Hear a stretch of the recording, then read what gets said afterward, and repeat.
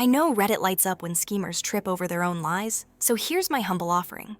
Forged wills, vandalized roses, and a revenge plan so polished, the bailiff high-fived me after sentencing. I'm posting from a throwaway because local reporters still sniff around my inbox, but every fact sits inside public PDFs if you enjoy courtroom spelunking. Only my own name is altered. My cousin Mark Phillips can keep the Google scar he earned, and my grandmother Rose deserves every single word of tribute you're about to read. The stage is a fading Midwestern river town whose last honest industry, the paper mill, folded before I hit kindergarten. Maple trees older than our courthouse crowd narrow streets where gossip outruns the mailman. Folks who remain either adore the quiet or can't afford to leave. I landed in the second category after student loan debt, and a statewide hiring freeze compressed me back into Grandma's spare bedroom. What was supposed to be 6 months of resume polishing stretched into 7 years of caretaking, self-taught nursing, and hard lessons about how love outlasts opportunity. Grandma Rose was diamond tough. She survived childhood polio, welded airplane parts the one summer the factory pretended to hire women, and raised twin sons while Grandpa worked nights. But flesh wears down. By 84, her hips were nonsense. By 86, her heart murmurs sounded like improvisational jazz. And by 89, the doctor started saying, maintenance, not cure. Medicare covered visiting nurses 3 afternoons a week. The other 165 hours belonged to me. I pieced together contract work editing online essays and ghostwriting resumes to keep the lights humming. A typical day began at 5 a.m. with a pulse ox check, followed by boiling eggs for exactly 6 minutes because Grandma believed shorter boiling invited salmonella. I quartered her pills so the tremor schedule stayed even, read the local paper aloud so she could heckle the editorial board, and coaxed her through chair yoga that YouTube markets as gentle for seniors. Lunch meant blitzing sneaky vegetables into tomato soup. After her nap, we played gin rummy. If she won 2 of 3, she demanded victory pie, so I learned to bake single-serve crusts on the fly. Evenings were crime dramas where she'd identify the killer by minute 7, every time. The only thorn was my cousin Mark, born 6 months before me and certain that half-year conferred royal privilege. At 15, he convinced me to ditch algebra and bike to the quarry. I broke my arm, he told Aunt Lydia I'd been showing off. At 18, he partied away a full academic scholarship and accidentally moved $5,000 from Grandma's checking account to his. She pressed no charges because blood fog's logic. But she started a manila folder labeled Mark IOUs and filed every apology letter he mailed. Flash forward to last winter. Grandma's decline steepened, fewer jokes, more naps. Yet her mind flashed lucid like a lighthouse. On January 29th, she asked for the good pen and a witness. Neighbor Mrs. Rourke obliged while I set up my phone on a tripod. Grandma dictated a letter, signed 3 copies, and thumbprinted each page for redundancy. She pressed a rose-shaped wax seal onto an envelope and told me, "Hide this somewhere Mark would never think to look, something boring." I slid it into a dented Earl Grey tea tin and wedged the tin behind the flour canister. She passed just after dawn on April 3rd, holding my hand and whispering the final tweak to her fudge recipe. Grief is a marathon in clown shoes. Every step feels wrong and ridiculous. I called hospice, then Finch, then typed the obituary while trying to remember verbs. The funeral left my throat raw from a eulogy written at 2 a.m. The church basement reception offered egg salad sandwiches curling at the edges, and a memory board where photos kept sliding off because someone bought discount tape. I was refilling coffee urns when Mark swaggered in wearing an ivory suit better suited to a boardwalk magician. He hugged me, perfume too sweet, and said, "Heard you've been babysitting the old bird?" Sympathy died before it reached his eyes. A week later, Finch summoned me for the will reading. Mark arrived early, alligator boots tapping marble. Finch produced a revised testament allegedly signed February 15th, 3 weeks after Grandma's pneumonia bout. Miraculously, she'd left every asset to Mark. The Craftsman house, the savings account, her antique jewelry, even the war bond certificates Finch hadn't known existed. My share? Her pressed flower scrapbook. Mark reclined like a cat warming its belly. Shock narrows vision. February 15th, she couldn't even sign her Valentine's card. When Finch slid the document across, I didn't touch it. Instead, I placed the tea tin on the table. Grandma instructed me to present this if Mark ever reappeared. Finch broke the seal on the envelope while Mark stared. The codicil was short but nuclear. Any future will not witnessed by 3 disinterested parties was void. The entire estate passed to me, and she suspected Mark might attempt fraud. Finch's paralegal verified the notary stamp. Then we played the video. Grandma signing while the nightly news scrolled behind her. She looked into the camera and said, "If Mark shows up, trust Ella." The timestamp and broadcast matched exactly. Mark lunged for the pages. Security escorted him out as he shouted about deepfakes. Finch, who restores harpsichords for fun and can barely manage Bluetooth, gave me a look that said, "Nice move." I left clutching the tin like a shield, figuring the battle was finished. I was wrong. 2 mornings later, a brick shattered Grandma's front window. Police found Mark's fingerprint on duct tape wrapped around the brick, but cash bail is cheap here. He was home before I finished sweeping glass. Then rumors bloomed like mold. Town Facebook posts accused me of isolating Grandma, forging signatures, even withholding medication. Screenshots of me lifting her into a bath were labeled abuse. Job interviews vanished after routine background checks. A neighbor petitioned to label my dog dangerous because she barked at Mark, loitering near the fence. Defamation attorney Marcia Poole drafted cease and desist letters that read like Shakespearean curses in legalese and recommended a human interest piece for the local paper. A journalist shadowed me 2 days, documenting the bruise on my palm from wrestling Grandma's wheelchair, interviewing nurses and the pharmacist who watched me argue coupons to save Grandma $12. The Sunday article, Granddaughter or Guardian Angel, helped, but rumor has inertia and Mark escalated. Next came the Rose Massacre. Grandma's roses were her pride, bushes grafted from botanical garden clippings 40 years ago. I found them hacked to stumps, red vandal paint splattered like arterial spray. The leftover can sat behind the shed, still sticky. Police shrugged. Could be teenagers. That night, fury tasted metallic. I rewatched Grandma's favorite detective show, where the hero tricks the killer into bragging on hidden camera. Revenge isn't rage, it's architecture. Time to draw blueprints. I invented Courtney Ramirez, paralegal extraordinaire. Burner phone, new Gmail, digital signature painstakingly recreated from Finch's letterhead. I emailed Mark a settlement offer, drop criminal charges, and let him walk with $50,000 if he signs a confession, relinquishing all estate claims. He replied in 18 minutes, "Need money sooner." I insisted on the following evening at Rosewood Motel. He agreed, greed outweighing suspicion. Rosewood's manager, Mr. Patel, owed Grandma a favor. She'd loaned him rent when his neon vacancy sign fizzled. He lent me room 11 and let me drill a pinhole for a webcam focused on adjoining room 12. Retired Sheriff Deputy Halverson babysat the feed with popcorn. I arrived early wearing a brown wig, thrift store blazer, and glasses thick enough to warp peripheral vision. At 8 sharp, Mark strutted in. Seeing no lawyers, he smirked. I laid an envelope stuffed with photocopied coupons on the bed beside a 1-page waiver. Mark pocketed the envelope without checking. He flicked on his phone to document the transaction. I mirrored him. The confession used the word forgery. He balked, so I swapped in unverified testament. Courts ignore semantic floss. He signed, flashed a thumbs up at his camera, and left at 8:27. In room 11, we replayed the footage, crystal clear audio, Mark bragging off script that he knew Grandma's signature from those checks I used to write myself. Halverson muttered, "Gift wrapped." Files duplicated to multiple drives, encrypted copies emailed to Finch and Detective Harris at the precinct. Mark's night soured when a junkie rattled his motel door at 3 a.m. Cameras caught him peeling out of the lot.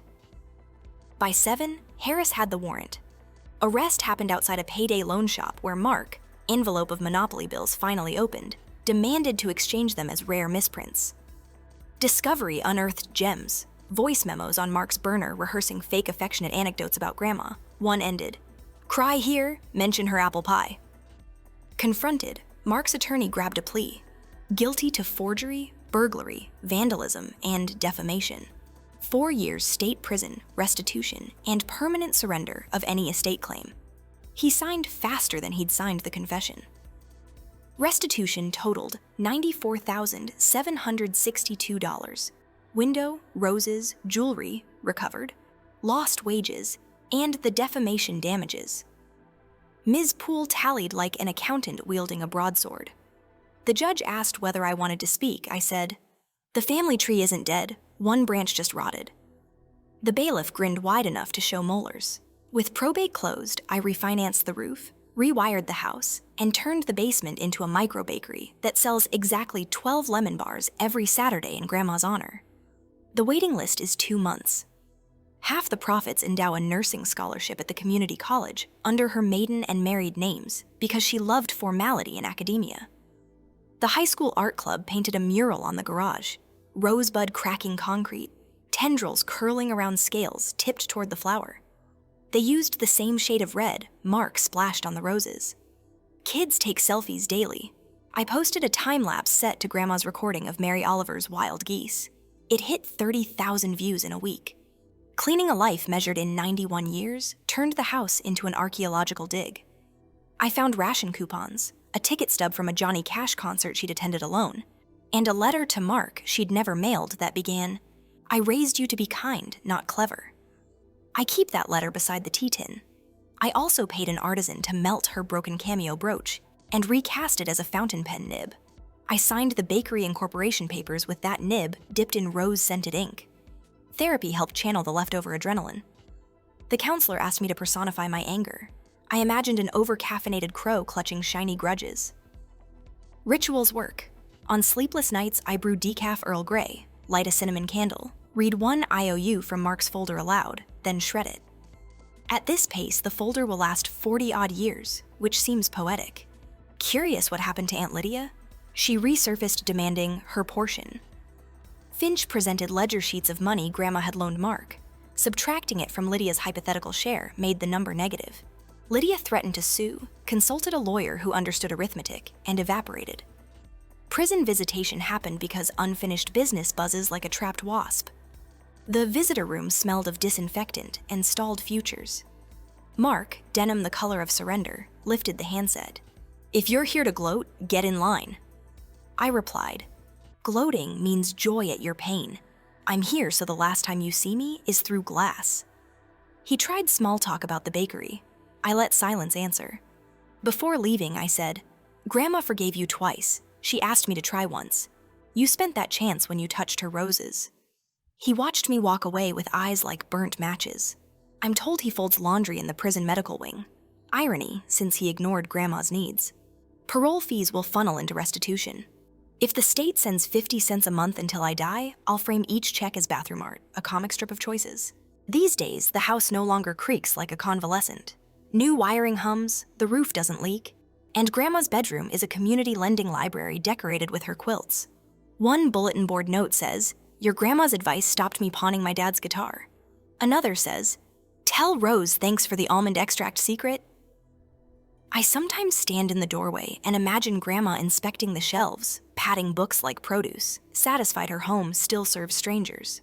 Context matters, so allow me to rewind 8 years to the summer Grandma's right knee finally surrendered. I came home from college to shuttle her between orthopedic appointments, while Mark, declaring himself between internships, camped on the couch. One afternoon, Grandma asked him to walk Rex, our elderly beagle, around the block. Mark disappeared for 3 hours and returned breathless, waving a cashier's check he said belonged to a friend who needed a quick cash deposit. He begged Grandma to let him borrow her debit card. 5 minutes, tops. She agreed, trusting. The bank called that evening because someone tried withdrawing $2,000 against her daily limit. Mark claimed a banking error, pocketed Rex's favorite blanket by accident, and caught a bus before sunrise. The whole episode bruised her trust like rotten fruit. And it's the day I quietly vowed to become her firewall. That vow was tested constantly. Mark's postcards from the wild, New Orleans, Reno, Jacksonville, arrived whenever he needed money. He always included a fresh promise to repay, always signed with an oversized flourish. Grandma tucked each into the Mark IOUs folder, hope alive in her tired eyes. I once asked why she kept forgiving him. She answered, "Because somebody must leave the porch light on. Even prodigals need a beacon." In hindsight, her unconditional welcome was the very quality Mark exploited, though he misread it as weakness. What he never grasped is that Grandma's patience wasn't endless. It was strategic. She believed people unveil themselves in the long game, and when they do, you keep the receipts. Receipts accumulated fast the year before she died. Neighbor Mr. O'Hara spotted a red Dodge idling outside our house at 2 a.m. on consecutive nights. He scribbled the license plate and slid the paper under my door. A friend at the DMV ran the tag, a Las Vegas rental. The following day, Mark posted a selfie with what he called his new whip, same make and color. I printed that image and filed it in the growing evidence binder that would later make Detective Harris's eyes light up like a pinball machine. The binder's crown jewel arrived courtesy of Dr. Lenora Lacey, a forensic document examiner whose resume is basically a spy novel. Finch hired her to analyze the February will. She compared 30 authentic signatures spanning Grandma's lifetime: a 1950s love letter, a 1976 mortgage, Christmas cards from the past decade, to the suspicious one. Her report explained that Grandma's essential tremor produced distinctive micro-wiggles at variable intervals, like fingerprints of motion. The February signature lacked those, displaying instead perfection inconsistent with genuine geriatric motor control. Dr. Lacey's testimony alone could have buried Mark, but by the time she finished, we had an avalanche. Mark tried to counter with noise. Seeing his online smear campaign grow was like watching weeds choke a garden. A stranger messaged me asking if the wheelchair bruises on Grandma's shins were from me manhandling the poor lady. Someone else created a meme of my face photoshopped onto a cartoon vulture perched on a gravestone. I learned the hard way that lies accelerate faster than proof. Nights blurred, drafting rebuttals, gathering statements, Googling anti-slander statutes at 3 a.m. The stress lodged behind my eyes like ground glass. Enter Marcia Poole, defamation attorney extraordinaire. Her cease and desist letters were opera, controlled fury, precision vibrato. At her suggestion, I opened the house to a local reporter for 48 hours. He filmed medication routines, interviewed hospice nurses, and followed me to the grocery store where I haggled over expired coupon stacking. The resulting feature, Granddaughter or Guardian Angel, ran on page 1 of the Sunday edition and knocked the wind out of half the rumor mill. The other half kept grinding, but now every fresh lie came gift-wrapped for Marcia's lawsuit folder. Still, negativity has inertia, so I joined a restorative justice workshop to keep my anger from metastasizing. 10 strangers sat in a circle clutching resentment like family heirlooms. The facilitator asked us to personify our anger. Mine took the shape of an over-caffeinated crow, glossy and loud, clutching shiny grudges in its beak. Naming it didn't set me free, but it gave me a leash. I learned to budget outrage the way Grandma once rationed sugar during wartime. Enough to bake, never enough to rot your teeth. Sorting 91 years of belongings turned the house into an archaeological dig. I unearthed ration coupons, a Sweetheart Dance invitation from 1949, and ticket stubs to a Johnny Cash concert Grandma attended alone because Grandpa's flight was snowed in. Each drawer was a blind box of history. Wedged between cookbooks, I found a sticky note that read, "Use the good dishes every day. Paper plates are for quitters." Another advised, "If people show you their values, write them down. Ink outlives charm." Those notes became wallpaper for the bakery's prep room. While cataloging jewelry, I discovered the cameo brooch Grandma wore every Easter. The clasp was broken, but instead of repairing it, I paid a local artisan to melt the gold frame and cast it into a fountain pen nib. The day I signed the bakery incorporation papers, I used that nib dipped in rose-scented ink. Sentimentality, weaponized into permanence. Exactly the type of poetry Grandma loved. The community rallied hard when renovations began. Mrs. Rourke painted trim, Mr. O'Hara installed an industrial sink, and the high school art club designed the bakery's logo in exchange for unlimited taste tests. Opening day, we sold out in 44 minutes. Each lemon bar went home with a card displaying Grandma's photo and a hotline number for reporting elder abuse. Sugar pairs nicely with civic duty. Finch later admitted the estate had almost slipped away. Mark tried bribing Doris, Grandma's brassy bridge partner, to testify that Grandma often confused me with a dead cousin. Doris, tech-savvy despite her 83 years, recorded the entire conversation on her hearing aid Bluetooth, then sent the audio straight to Finch. During plea negotiations, Detective Harris played it for Mark. That was the exact moment his lawyer whispered, "Take the deal." Because cost of living mattered to Grandma, I designed the nursing scholarship to adjust yearly with inflation. No future nurse faces the shrinkflation that eats cheap dreams. The community college dean cried signing the agreement, telling me textbooks alone devour half a student's grocery budget. Twice a year, he emails me stories of recipients. I read them aloud to the mural when the bakery closes, a strange but satisfying ritual. On restless nights, I brew decaf Earl Grey, light a cinnamon candle, and read a single IOU from Mark's folder aloud before shredding it. Each letter ends with his teenage signature, loops huge like he practiced on baseball cards.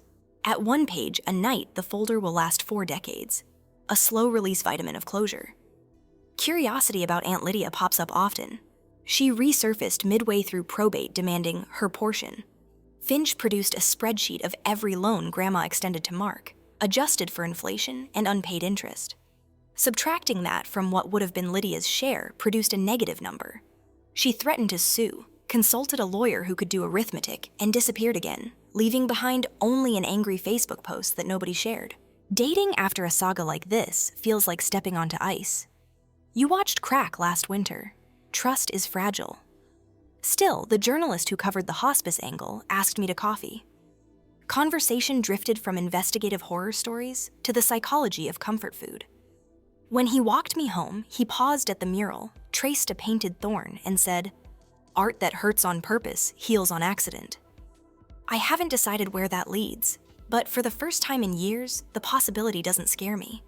Occasionally, I replay the motel footage, not for schadenfreude, but as a time capsule reminder. The moment Mark signs the confession, something raw flickers across his face. Maybe comprehension that patterns have prices. Villains aren't born twirling mustaches. They're toddlers who never learned the difference between want and deserve. That clip keeps me alert, a nightly screensaver against complacency.